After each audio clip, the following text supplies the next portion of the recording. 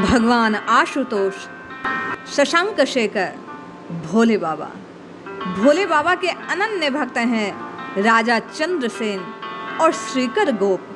आज आप और मैं भक्तमाल कथा के अंतर्गत इन्हीं के चरित्र को श्रवण करते हैं। जय श्री हरि। भगवान शिव गुरु हैं, शिव देवता हैं, शिव ही प्राणियों के बंधु हैं, शिव ही आत्मा और शिव ही जीव हैं। शिव से भिन्न दूसरा कुछ नहीं। वही जिह्वा सफल है जो भगवान शंकर की स्तुति करती है। वही मन सार्थक है जो भगवान शिव के ध्यान में संलग्न रहता है। वे ही कान सफल हैं जो इनकी कथा सुनने के लिए उत्सुक रहते हैं। वे ही दोनों हाथ सार्थक हैं जो भगवान शिव की पूजा करते हैं। वे नेत्र धन्य हैं जो भगवान शंकर की पूजा दर्शन करते हैं। वह मस्तक धन्य हैं जो भगवान शिव के सामने झुक जाता है। वे पैर धन्य हैं जो भक्ति पूर्वक शिव के क्षेत्रों का सदा भ्रमण करते हैं। जिसकी संपूर्ण इंद्रियां भगवान शिव के कार्यों में लगी रहती हैं, वह संसार सागर में पार हो जाता है, भोग और मोक्ष प्राप्त कर लेता है।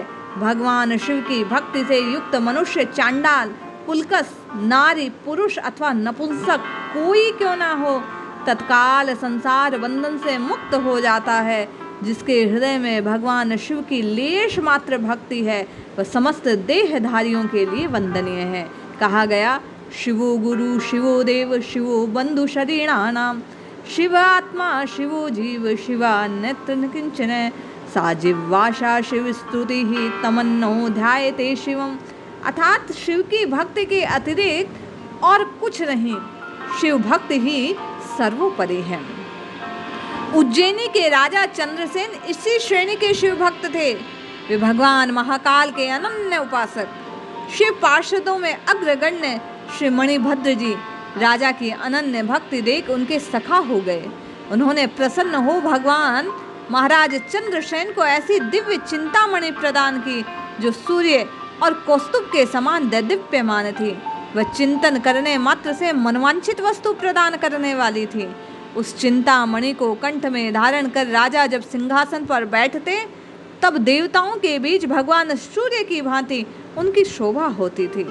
महाराज चंद्रसेन की इस चिंतामणि के प्रति बहुत से राजा मन में लोभ रहते। एक दिन कई राजाओं ने एक साथ बहुत सी सेना लाकर मालों पर आक्रमण किया। उज्जैनी को चारों द्वारों को घेर लिया। राजा चंद्रसेन को जब समाचार मिला, वे भगवान महाकाल की शरण में गए। उनके तो सब कुछ महाकाल भगवान शिव से सारी परिस्थिति बता उन्हीं की आराधना में संलग्न हो गए। भक्त वत्सल भगवान शिव ने भक्त की रक्षा का निश्चय कर तदनुकूल उपाय विचार किया। उन दिनों उज्जैनी में एक विधवा ग्वालिन रहती थी।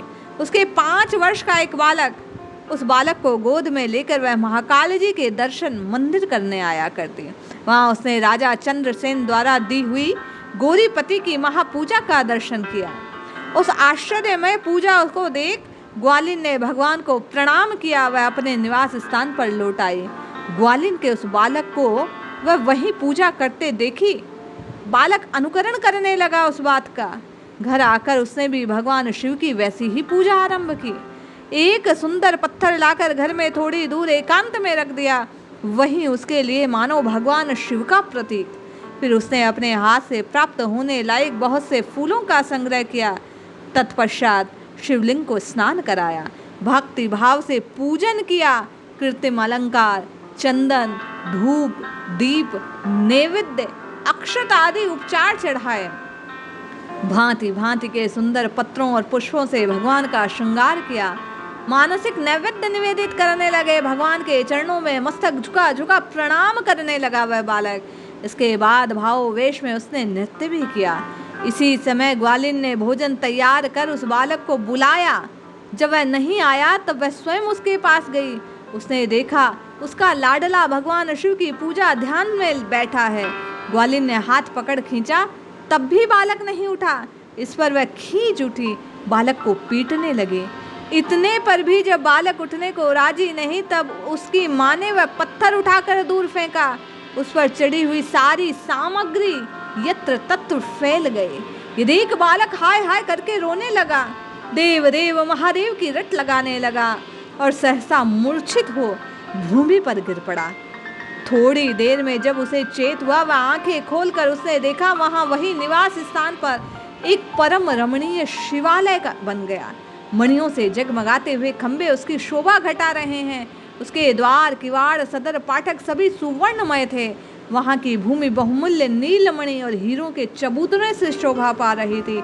ये सब देख बालक उठा, हर्ष से पारावार नहीं, निमग्न उस हर्ष में। उसे समझ से देर न लगी, ये भगवान शिव की पूजा का प्रभाव है, प्रताप है, ये मेरे भोलेनाथ का प्रसाद है।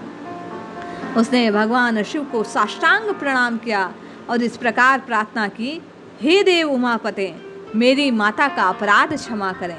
भगवान शिव को संतुष्ट कर बालक जब संध्या के समय मंदिर के बाहर निकला, अपने घर गया। वह स्थान इंद्रनगर की भांति शोभा पा रहा था। भवन के भीतर प्रवेश कर उसने देखा, उसकी माता बहुमूल्य पलंग पर राजोचित वस्त्र आभूषण धारण कर सो रही है। उसने माता को जगाया। ग्वालिन ने उठने पर सब कुछ अभूतपूर्व देखा। पुत्र के मुख से यह जानकर कि सब कुछ भगवान शिव की कृपा प्रसाद है, वह बहुत प्रसन्न हुई। उसने इस घटना का समाचार महाराज को दिया। महाराज चंद्रसेन ने पुरोहित और मंत्रियों के साथ आकर सारा वैभव देखा। भगवान शिव के भक्त वत्सलता का विचार कर प्रेमा अश्रु बहाने लगे और गोप बालक को महाराज चंद्रसेन ने हृदय से लगा लिया। यह अद्भुत घटना का समाचार सब ओर बिजली की तरह फैल गया। युद्ध के लिए आए राजा जब ये बात सुनते हैं, सब उनके हृदय में वैर भाव जाता रहा।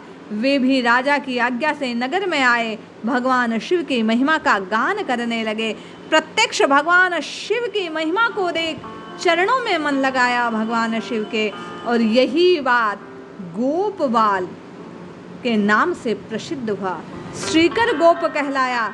इस प्रकार भगवान शिव ने अपने शरणागत भक्त की रक्षा की। अंत में दोनों भक्त भगवान शिव के परम धाम में गए। ऐसी अद्भुत प्रभाव है भगवान की भक्ति का।